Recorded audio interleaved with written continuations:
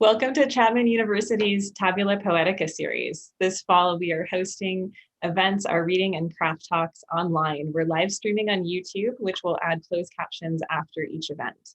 On YouTube, you can also find videos of previous Tabula Poetica talks and readings. And we encourage you to keep up with us by following Tab Journal on Facebook and Twitter. We're excited to have this opportunity to invite poetry readers from everywhere this semester into our fall Tabula Poetica conversations. In addition, we've invited students in classes reading the work of the visiting poets to participate via Zoom. We ask students to keep their microphones muted while the poet is speaking, and for the Q&A, students can put questions into the chat or, if called upon, join in with video and audio. Our final Tabula Poetica events include a poetry reading by Brent Armendinger tonight at 7 p.m. and a reading by Chapman University poets on Monday, December 14th. I'm Genevieve Kaplan, guest curator for this year's series. It has been a pleasure and a privilege to invite these poets to join the conversation about poetry and poetics at Chapman University. Most of the support, both for this series and for Tab Journal, comes from the English department.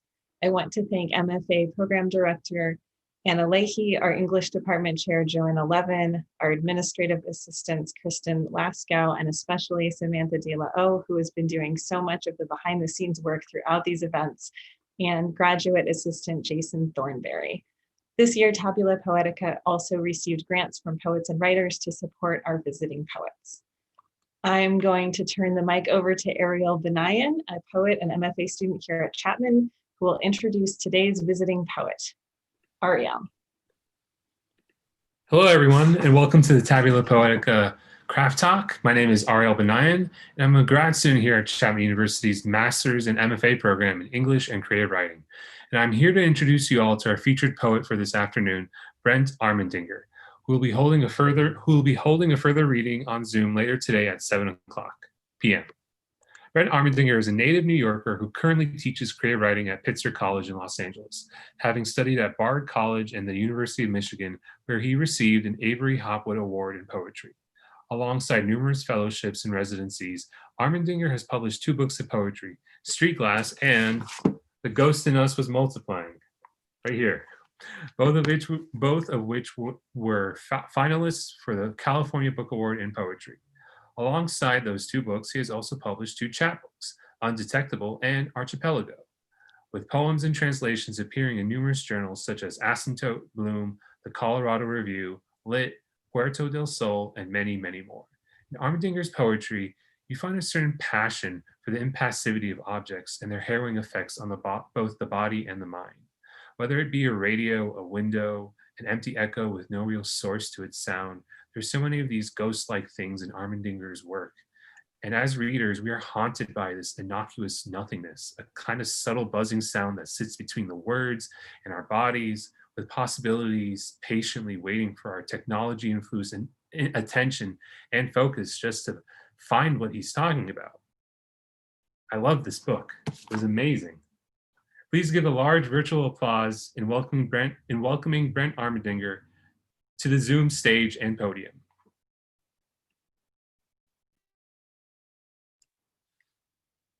Wow. Ariel, thank you so much for that incredibly generous and thoughtful engagement with my book.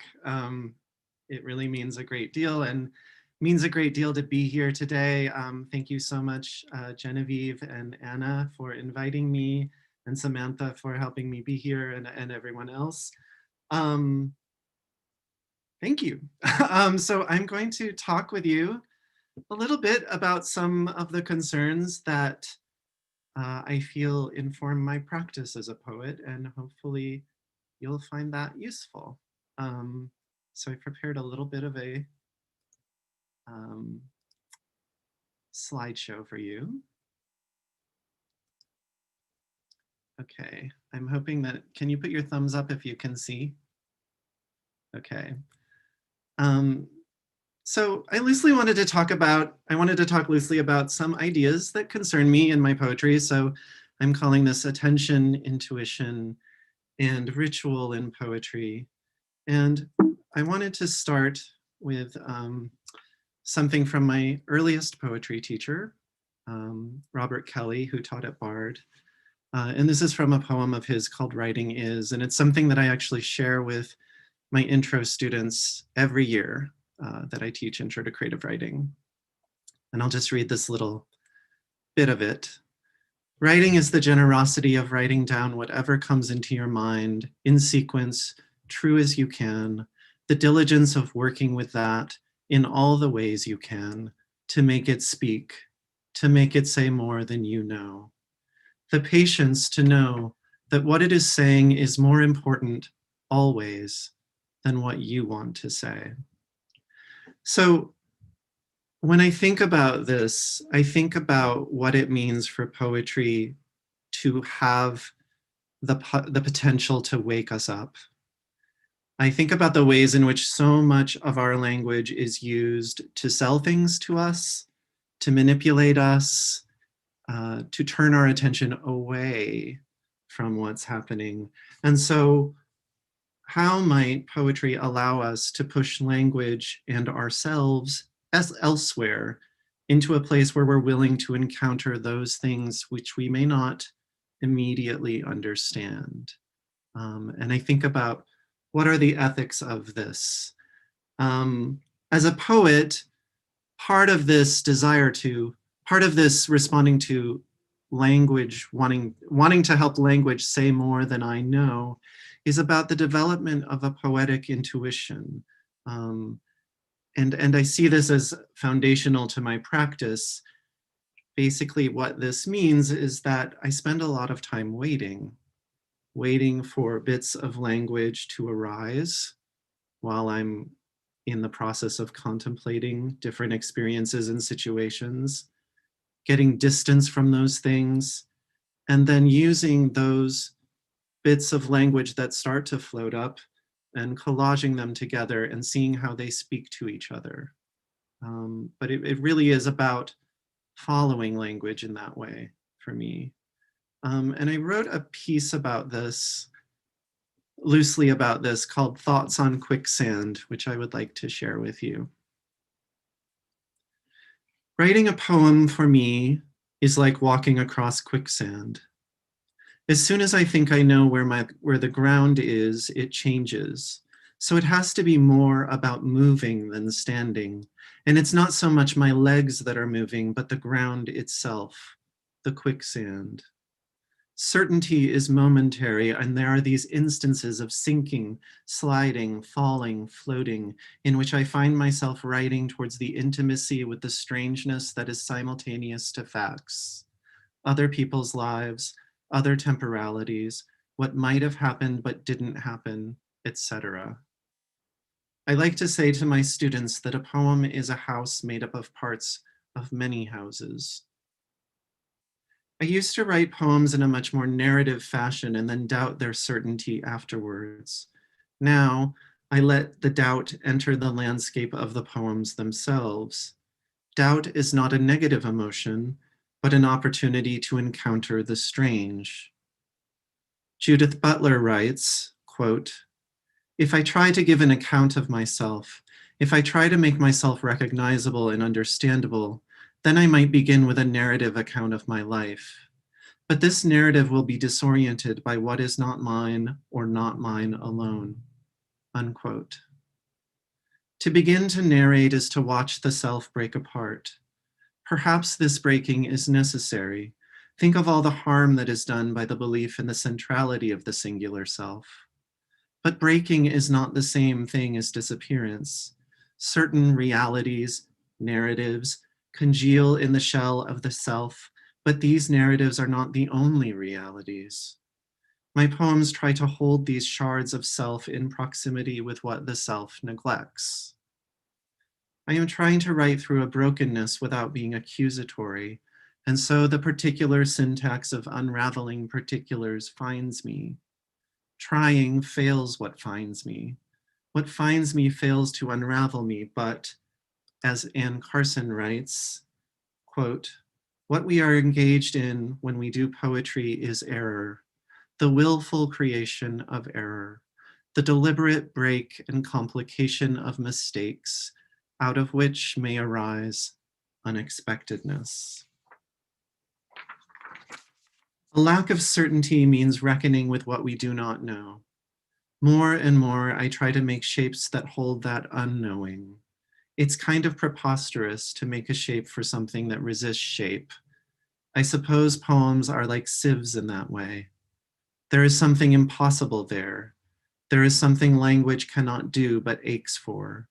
There is reaching for the strange that is simultaneous with the familiar, with the so-called facts.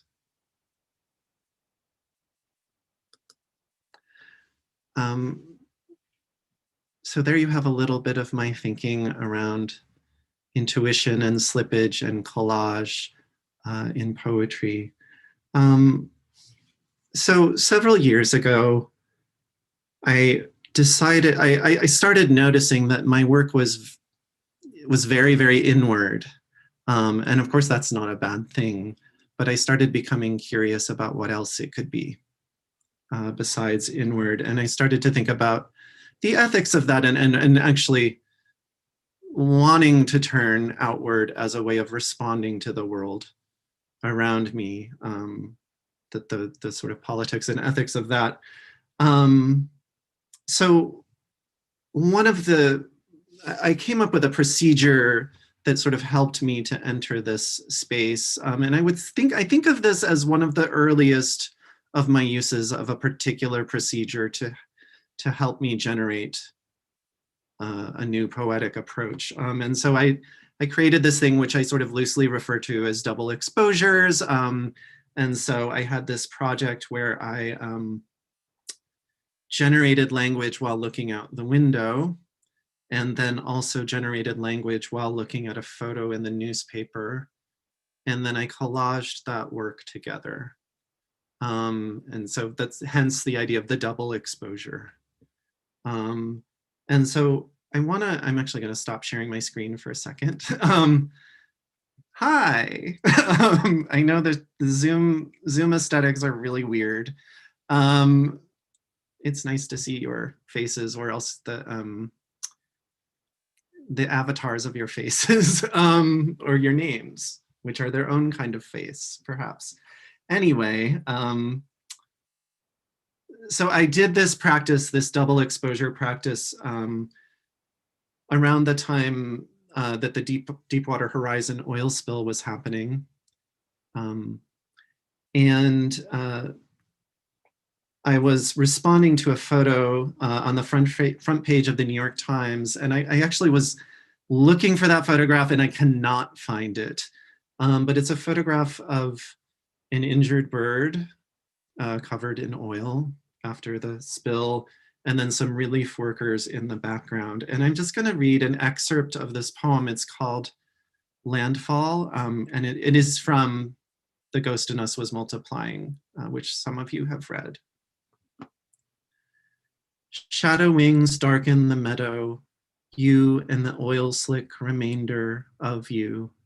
I sit outside the intercepted light and call out to the caption, the you beneath you.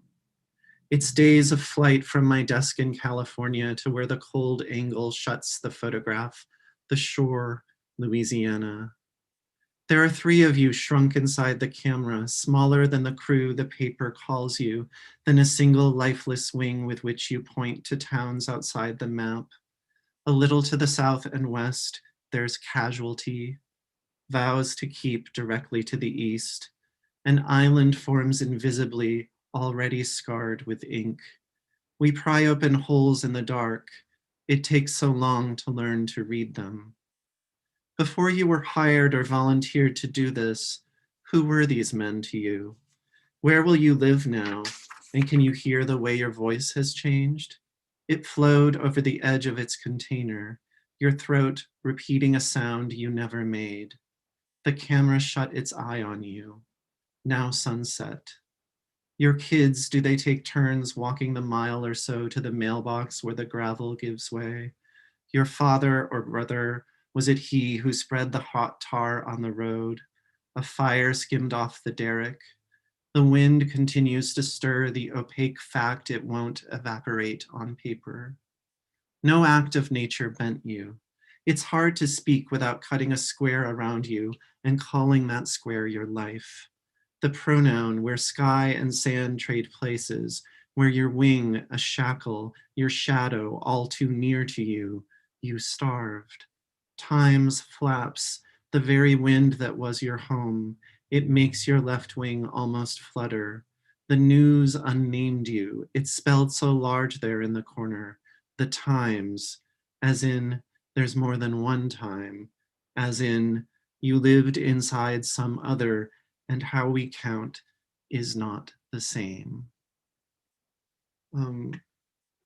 So for me, part of what I was trying to do in that poem was to reconcile a sense of connection with and responsibility for that you that keeps repeating. And actually that book, for folks who have read it, The Ghost in Us Was Multiplying, I'm thinking a lot about pronouns and the ethics of pronouns, like the ethics of I, of you, of we, etc. Like these ways in which we're connected and not connected to each other.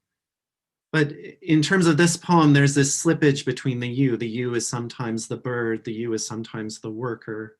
And I'm thinking about the ways in which they are connected. I'm also trying to think about the difficulty in attending to the full complexity of their being. And so I talk about how it's hard to speak without cutting a square around you and calling that square your life. This is also one of the earliest poems that felt very, what I'll call site specific, a poem that was very grounded in a particular physical place. In a way, it was actually grounded in two places. It was grounded in this cabin in California where I was writing the poem, where I was drafting the poem. And then it's grounded in this shore off of Louisiana where I was engaging with what happened to this bird. And I was thinking a lot about, how do these physical spaces contain other spaces, contain other lives that maybe don't seem as immediately present to us, and how can poetry point the way towards that? I think that's one of the things that I was thinking about. So moving along,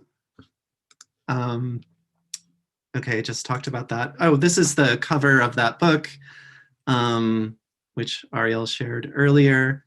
And I love this.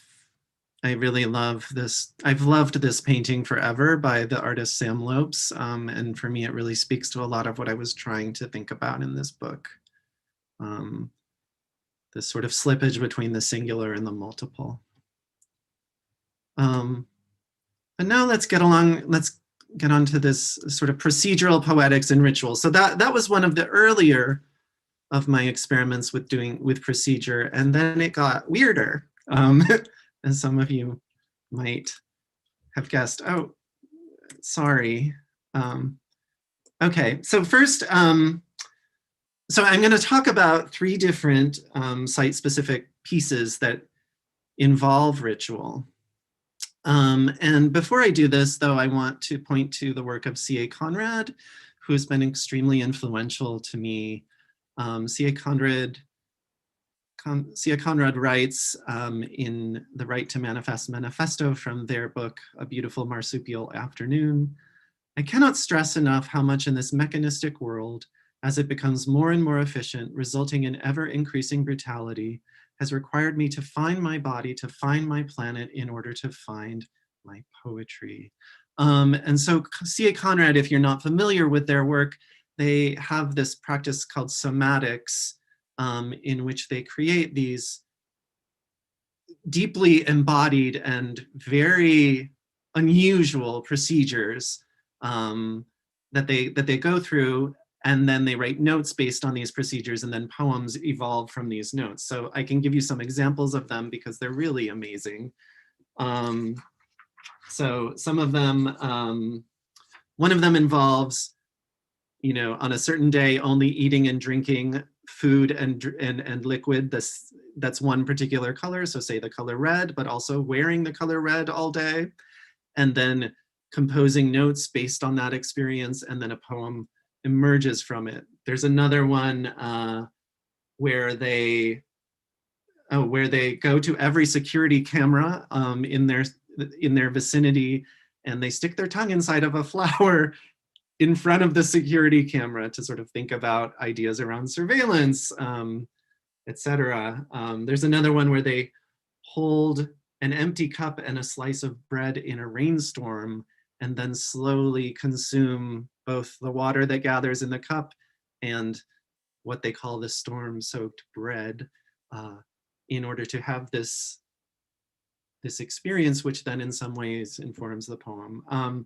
I find this incredibly both playful and inspiring, and also really just, I just love how much it's creating risk and how much it's about pushing yourself out of your comfort zone in order to engage with poetry. And I think that poetry needs that. So, and thinking about that, you know, for those of you who read my first book, I identify as a queer HIV positive poet. A lot of my work has been about the body, but I started to become interested in what it would mean to actually create work with my body or through my body. And so I see C.A. Conrad in some ways as being very influential in this. So I will talk about my latest book and project. So this is the cover of Street Gloss, my latest book. It came out last year from the operating system. So this is a book it's an experimental translation book, very much based in ritual. So I had this I'll try to explain the general format of what I did. Basically, I chose a poem that I wanted to translate by an author in Buenos Aires, Argentina. And I was in Buenos Aires while I was working on this project. And so I would translate the poem first without a dictionary, and that would leave a number of words I didn't know.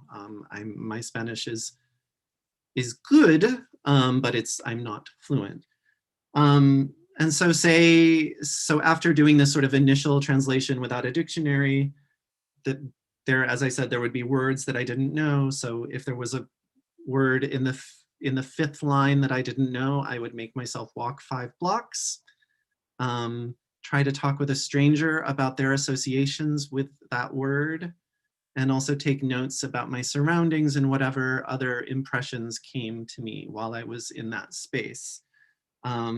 Later, I would collage these notes together into prose poem definitions that go between the original poems in Spanish and then their English translations.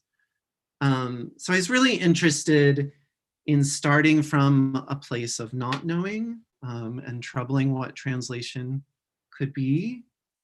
I was also interested in the idea of language being a living thing, of these words being intimately connected to the city and also to the people who live there.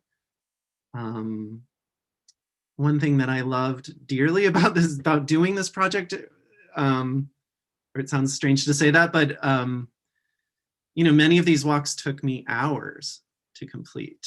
And I did really love how poetry was making me move my body in ways that I couldn't have predicted. And it was also pushing me into interactions that I could not have predicted as well. It also really created a container. I think the thing that I love the most about it is that it created a container for me. I had a sense of a direction, a place where I was going to move towards the poems. And I had this whole process, but then there's still a very intuitive result in terms of working with the poem. And sorry, let me back up and try to explain a little bit more what I was saying there. Is that it may sound very rigid. It was helpful to me to have a place to start, a sense of direction. But then once I gathered these notes, what they became still was very intuitive. I hope that makes sense.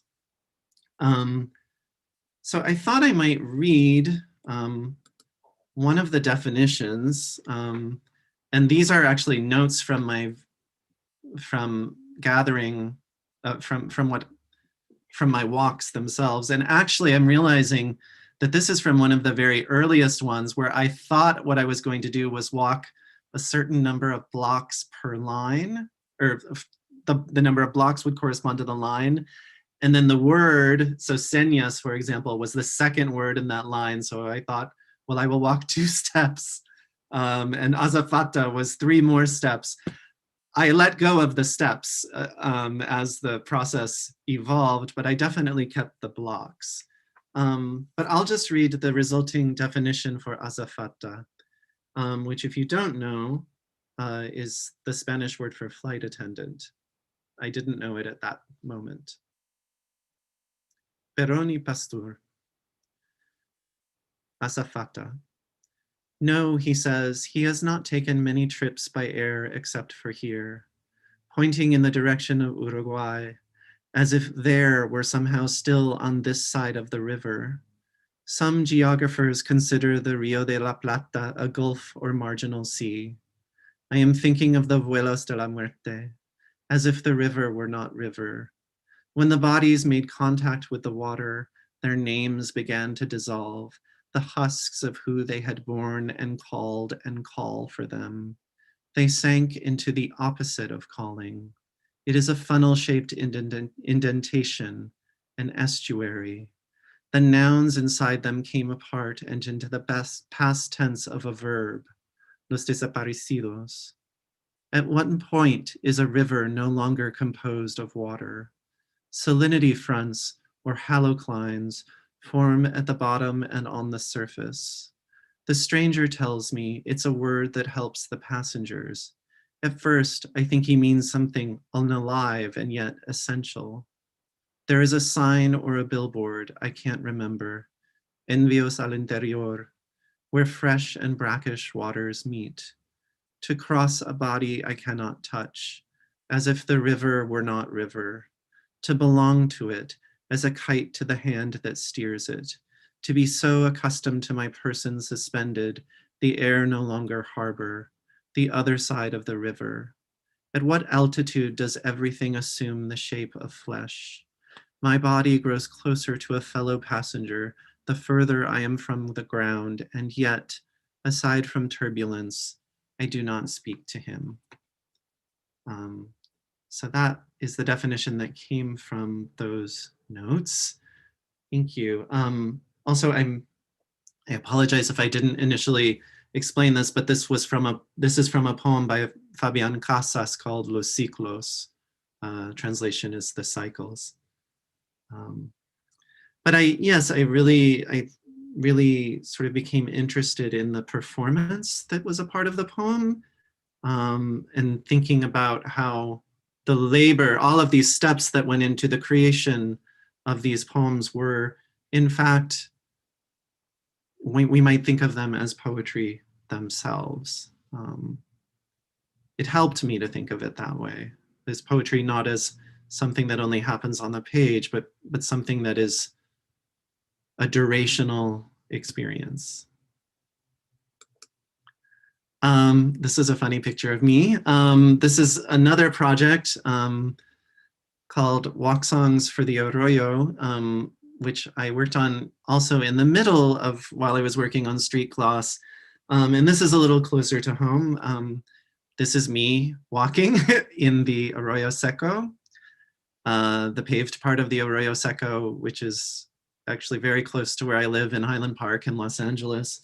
The Arroyo Seco, for those who don't know, is a 24.9 mile seasonal river that begins near Mount Wilson in the Angeles National Forest and ends at the confluence of the Los Angeles River. And so I performed these sort of 15-minute long walking meditations in the middle of the river, in the middle of the Arroyo. And then after I did them, I sat down and wrote as quickly as possible whatever came into my mind. And then I arranged that language into these poems, and I'll share one of those with you in a minute. But I was interested in questions of drought, environmental justice. Also, I was thinking a lot about, so a lot of unhoused folks set up camp near the banks of the Arroyo in my neighborhood, and our city council member, Gil Cedillo, has several times ordered them to be dismantled. So that's something I was thinking a lot about as well. This is an example of a poem that emerged from this. My red umbrella, mountain range, carry me, shadow of a way when there's no hiding left to hide in us, are never what belong to us, the traffic and all the staged perfections. The days like leaves, cartwheeling unsteady and careless, and just a few words before the city starts choking on the sound of who disappears into the current or the currency. You may notice that the form is a little strange.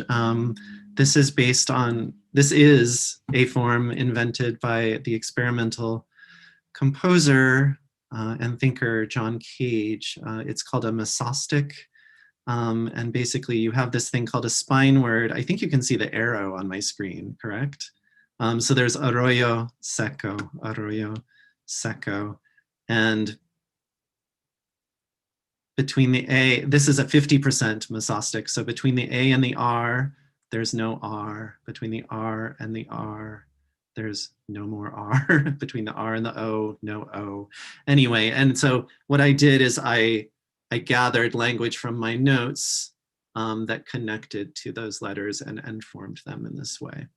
And here's just a little bit of something by John Cage where he talked about his work. He's no longer alive.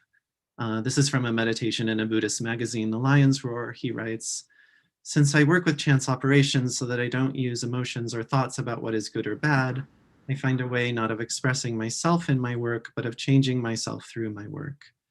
Chance operations enable me to find one step within a vast number of possible steps to take in work, which I accept immediately without question. If I don't like it, I ask myself why I don't. And shortly thereafter, I do like it. And I've changed, which I find this very sort of sweet, playful. And I think what I appreciate about it, sort of thinking about this in relationship with the earlier quote by Robert Kelly, is this idea not necessarily of not expressing the self, but of enlarging what the self can be, enlarging what matters to you. And how you might speak. I'm aware that we're sort of, I just want to talk about one other project really quickly. And so in 2018, I had a residency at a wonderful place called the Blue Mountain Center in the Adirondacks. And taking advantage of the environmental beauty of that place, I decided to do a project where I would visit the same trees every day for the month. And I spent, about 10 minutes with each of 13 trees every day, and just writing whatever came to me while I was spending time with them. And then after the month, I collaged together the language from each of those visits into a kind of portrait of each tree. And so I'll read to you, this one is, I actually need to look up the Latin. This is Malus coronaria. Maybe one of you can look that up while I read it. That's embarrassing. Okay. The outer bark cleaved so as to summon a slug, these oars paddling air opposite sun, nocturnal in the twisting motion of why. The first breath clings to morning, a bulbous growth, a coat of tongues, the color of still remaining rain, its fleshy antennae articulating the frozen psalm in which time, the needle of another species, accumulates. Wild crabapple, thank you. It's true. Would that self could fracture, get rusty, fall at the level of its footprint, the same shape as fruit on more naked, ashy bark.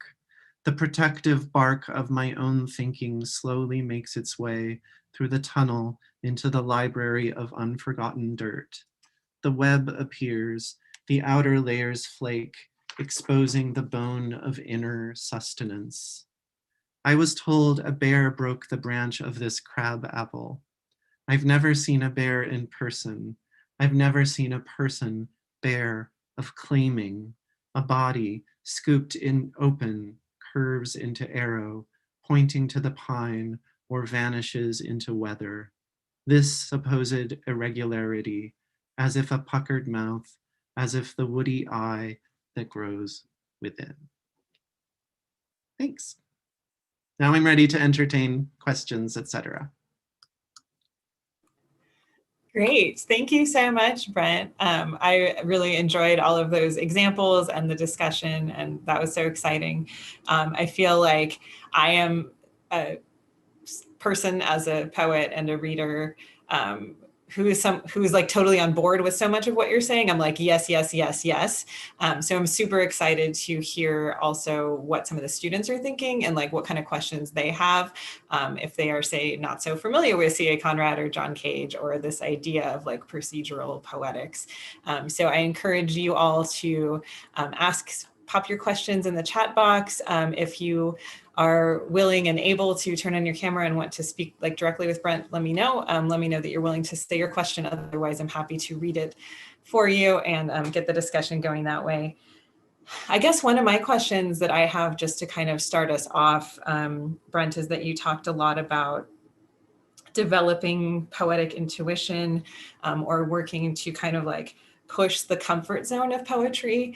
As poets, I guess what sort of suggestions do you have for like how we could start doing that on our own? Like how can we ourselves like take small steps to develop our poetic intuition or sort of push our comfort zone? That's a great question. Yes, you don't have to travel to Buenos Aires and talk to a bunch of strangers, but you could. I think there are many ways to do this. Let's see, what can I say? I think some language level experiments can be helpful at stretching language, stretching what you're capable of doing. So there's this group that I think is really fun, Oulipo. I will put their name in the chat for you. It stands for Ouvroir de Littérature Potentielle.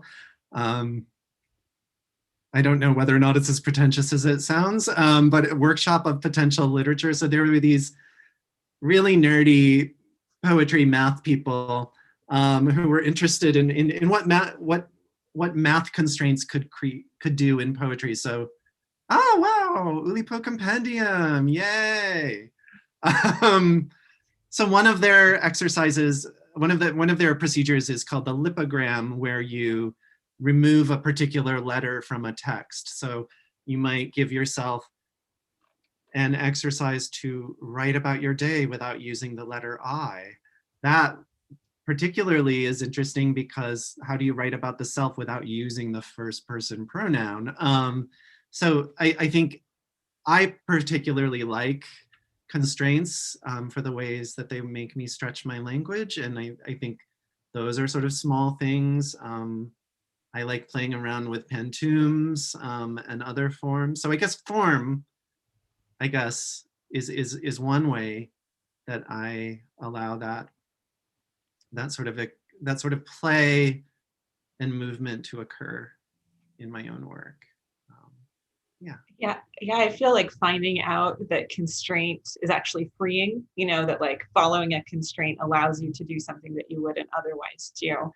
Like that was a moment that was really exciting for me as like a developing poet. I was like, oh my gosh, it's better when it's harder or something. You had talked a little bit about your poems in The Ghost in Us Was Multiplying, where you would look out a window and then also look at an image from a newspaper and then collage those notes kind of together.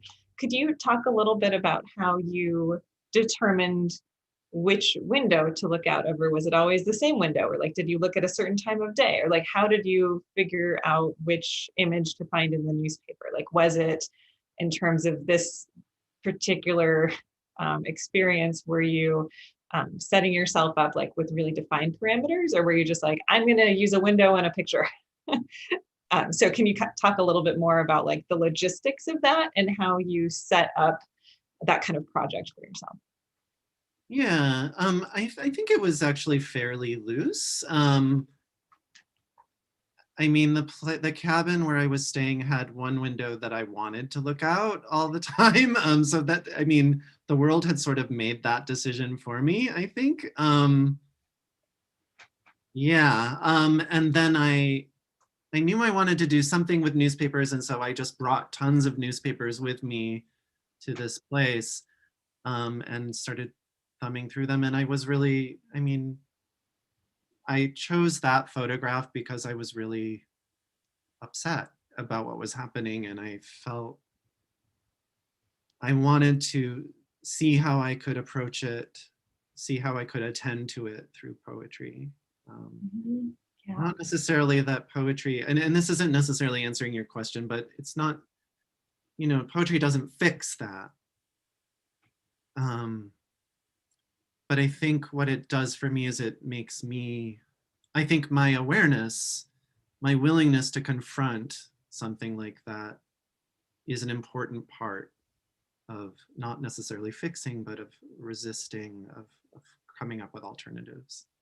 Looks like there's other questions, sorry. Yeah, I see a couple questions coming up in here. I see a question from Maxwell about topics and form. So Maxwell is asking, what factors do you look at when choosing poems and topics? And how do you know the form of poetry that you're attempting is the form that is the best for the topic that you've chosen? So can you talk a little bit about like the relationship between form and content and how you find yourself attracted to certain forms, or even like with those mosaics? I'm not sure if I said that word right, but with the John Cage river walking piece, like how did you make that form and that content come together?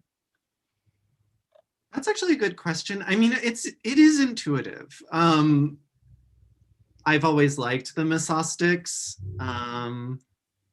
I had never really experimented with them before. It does, to me, the sort of vertical movement of it, I find very attractive, and that felt similar to me to the way my body was moving while walking through this very narrow space. So I think that was kind of an intuitive connection that I was making. With the definitions in street gloss. So I have never written so many prose poems in my life. And I discovered that I loved sentences actually as a poet. I got really excited about the kind of work that sentences can do, especially sentences in juxtaposition with each other that don't have necessarily a linear connection, but there's a kind of vibration that happens. I also think I chose prose for that because I was playing with the idea of the definition, though of course, you know, which has this promise of a linear,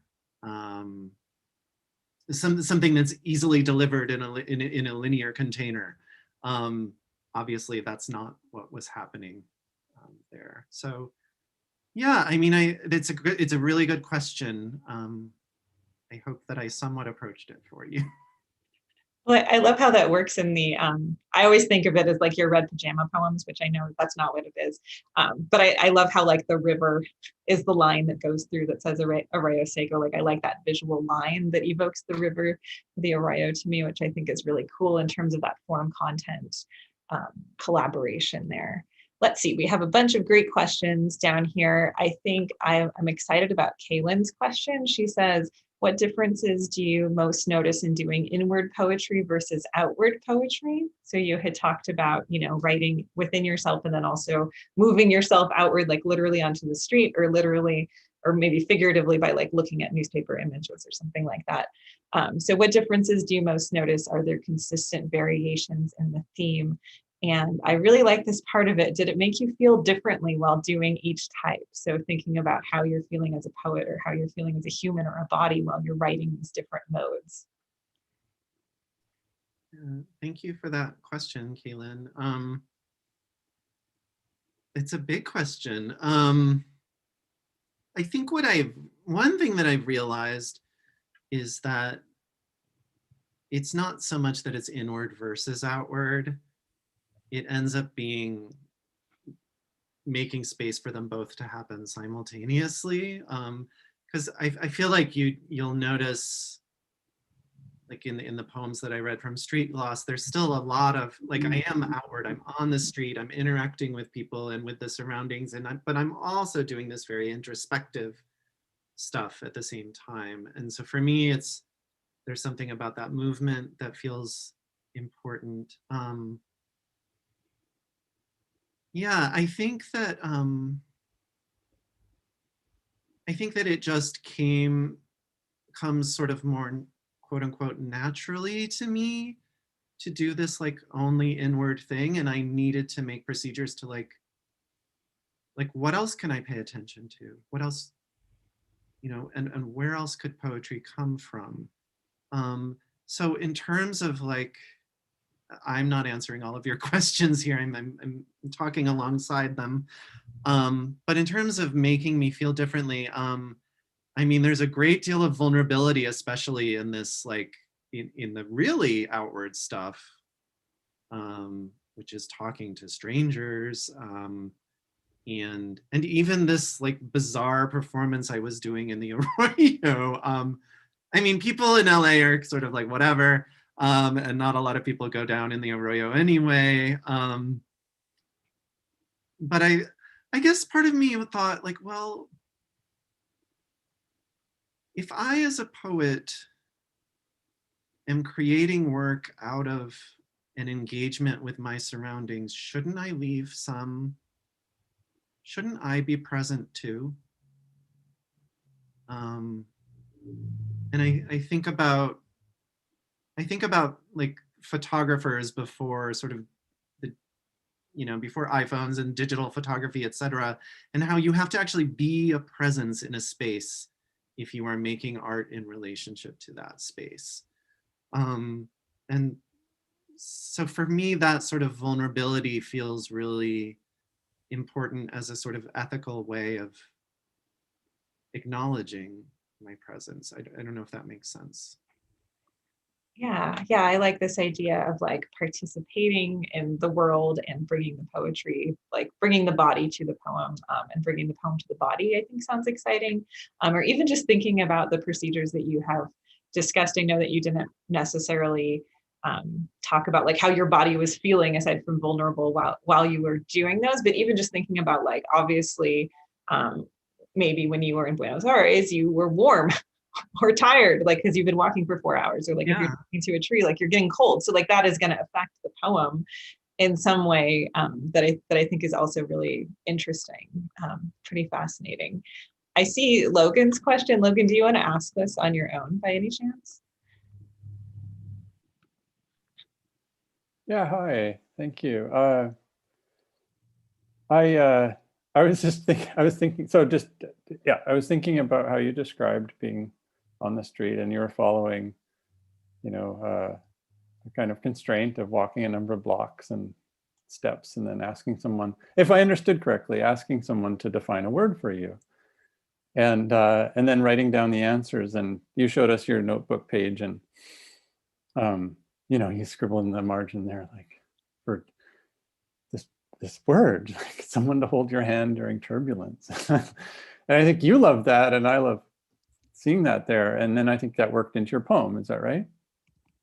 And yes. So you started with the idea of a foreign word, or a word you didn't know, and then you'd get a definition. But what I took from that was that was that there was a back and forth. Like people didn't know quite what you were doing and what you were looking for. Like I assume the person you stopped would sort of almost immediately know the definition of the word, but it sounded like there was a little bit of like, what are you looking for? And let me try like a description of it. And you're still like, someone who holds your hand during turbulence. And at first you would think, I don't know, like flight attendant probably didn't come immediately to mind, or not maybe not immediately to mind. So there was still like, could you say a little bit more? Like, and then when someone says in a plane, or something like that. I love the story of that. And then I thought of a book, and there's a little note in the comments there about this book for kids where Maurice Sendak and Ruth Krauss went to a little classroom of kids and asked them to define words. And it's a beautiful little book. Do you know the whole I love that book, yes. Yeah. And I thought that was the way that it was constructed. That's great. Yeah, and I thought, well, you could then go on the street in LA and ask people to define words. And I said in English in my comment, like you could just like have that conversation. Would it be the same? Because I think poetry makes things strange, and you could kind of have this sense, again on the street, like, do we know this language? How do we know this language? How do you define the word? And so on. And be kids again with our words and definitions. I love that so much. I mean, especially what you just said, do we know this language? I think that's it, right? That really was like one of the guiding questions, or that is a question beneath all of it. Yeah, I mean, some people, when I asked them, I said to people, can you talk about what this word means to you? Some people were just like, it's a flight attendant, but then others really were more interested in telling a story that had something to do with the word. There were also other people who would actually, and I talk about this in the notes of the book and in different definitions, people who would make these sort of physical gestures as a way of trying to explain something. Some people even touched me, and honestly, like I found this incredibly beautiful, like these different ways of communicating. Yeah, I'm not, but your question about like, yes, of course you could do this in the streets of LA. It would even be interesting to pick one word. I mean, you could do this yourselves, or you, like pick one word and ask 10 different friends what that word means to them, and then you could record that and then like pull different threads from it and make your own kind of collage definition from it. That's one sort of possibility. But yeah, this idea of like expanding what language can be, and that I mean, I was interested in, when I was doing this project, that thinking about how do we hold words in our bodies, right? And how do the definitions of things come, how do they come not necessarily from the experts, but from the ways in which we carry these words in our bodies and in our own experiences. Great. I like how you just gave us a prompt too, to go like ask our friends for a definition or an experience with a certain word, which I think would be really fun to do. You all do it for next week. We have a couple more questions. Although I want to go to Lizeth's question. She asks, what is your relationship between you, the poet, and the speakers in your poems? So like, how do you differentiate the two? I know that you talked a little bit about like your pronoun use and the kind of slipperiness of pronouns, and the Ghost of Us was multiplying. So you could think about it in terms of that, or just in terms of like in general, how do you, the poet, embody the I or the narrator in your poems, or not? What kind of relationship do you generally see that having? That is such a terrific question, Lizeth. And I don't know that I have a clear answer, but I will say, speaking again about my recent book, I sort of invented this character called my cartographer, who appears in several of the definition poems there. And it became kind of this I don't know, maybe I could say alter ego, but this sort of interesting character who does things that I can't necessarily do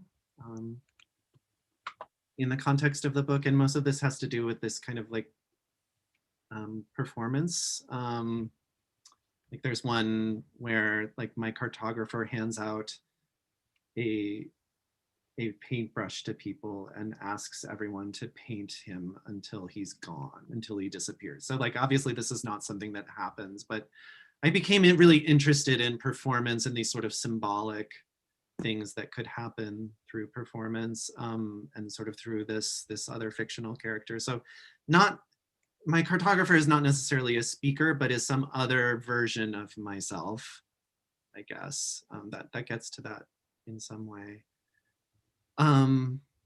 Yeah, I mean, it's, you know, who is the I in my poems?